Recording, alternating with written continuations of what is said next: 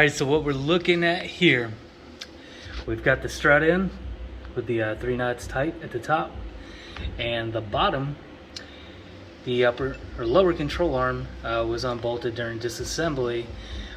What we also did was loosen the upper control arm bolts, which take care of your camber. Another thing I did was disconnect the upper control arm ball joint, because getting the lower control arm 2 big bolts back in when it's under all the stress from the added 1-inch block, it's not fun. So it's much easier. Disconnect the top ball joint, get those 2 bolts in loose, and then we're gonna stick a jack underneath and lift up until the upper control arm and the hub assembly line up correctly enough to get it back together. That's a whole lot easier than trying to finagle both of those in the right direction, slide one up, the other one slides down. It's a giant pain in the ass, but here's a testament to how easy it is. I turned my back on Jake, and he had it together to this point. He's never done this before. It was his first time, so all I did was direct him what to do. He got it done in like 3 minutes. I stepped away. So we'll try and get some more action of that on the other side. Hey guys, Infidel garage sidekick here. Fred Flintstone. I'm going to show you how to put the lower control arm in. You got to use all 4s, just like they do it on the Discovery Channel. First thing, you got to get this hole, that little thing there, into this hole. Then once you do that, you lift up. Oh, squeaky. Oh yeah. Yeah, that's all I got. And you're done. You just gotta line up that hole with that hole. That's right. And it requires strength. That's what hammers are for. So we got both lower control arm bolts in, the struts in. We have not touched the lower control arm ball joint, but the upper control arm is completely loose, free floating. It's going to end up pulled out completely all the way this direction, but you can see it just don't line up. It's because of the geometry.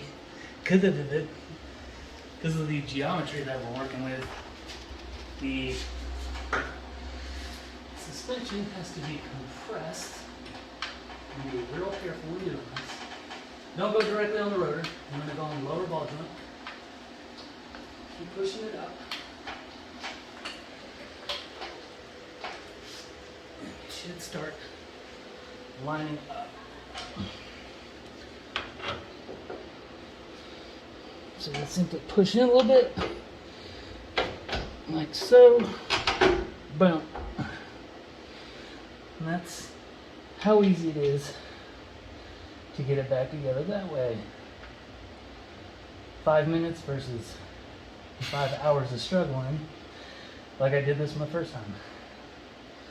Giant pain in the ass. Alrighty, so suspension fully back together. The upper control arm all nice and tight. 3 nuts on top of the strut, nice and tight.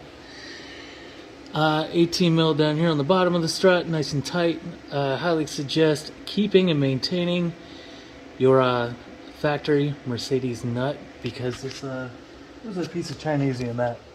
Yeah, that piece of shit. I wouldn't trust that with Bar's life. Obviously. Don't want them rolling around with that junk. So, final step. I did not do this when I first put the spacers on my truck. Luckily, I was running used shitty 35s, and they quickly disintegrated on me because I failed to do this. Now, disclaimer, when you're doing any of this, messing with suspension, go get a professional alignment. This will set you up for the best possible situation on your road to get an alignment. Alright? That means pulling your upper control arm all the way out. That's gonna reduce as much negative camber as possible. Now when you do that, that in turn messes with your toe. Alright, because you're moving the whole hub out.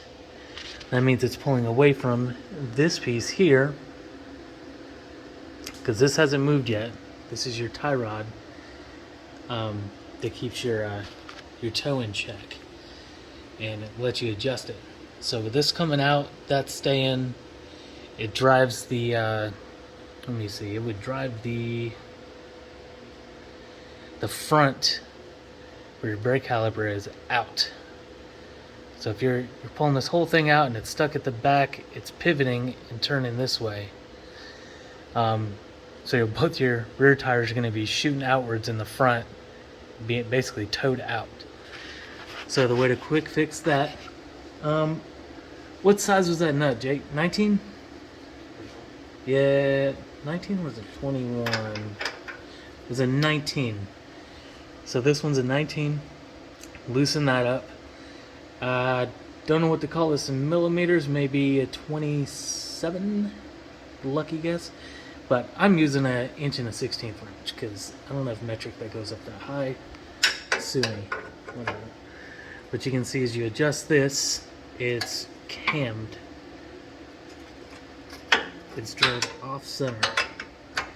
So as you turn it, 27 millimeters. it is a 27. God damn, I'm good at math. Look at me guesstimating. Okay, I don't know if you can see it, but I'm moving, and this is moving, and this is moving. I'm also probably just shaking, but anyways, best scenario for right now is to check this all the way out.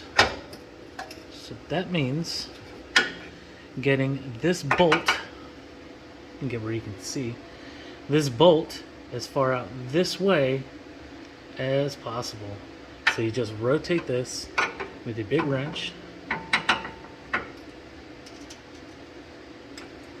till it's about there. And then you tighten it back down and repeat on the other side. That'll set you up with the best possible alignment to go get a professional alignment so you can keep your tires. I've been riding around on this alignment setup on the rear with mine. You guys have seen my rear tires I've had on there for about a year now, and no negative wear marks, no weird lopsidedness. Nothing's wrong with it. I think it's a perfect alignment setup.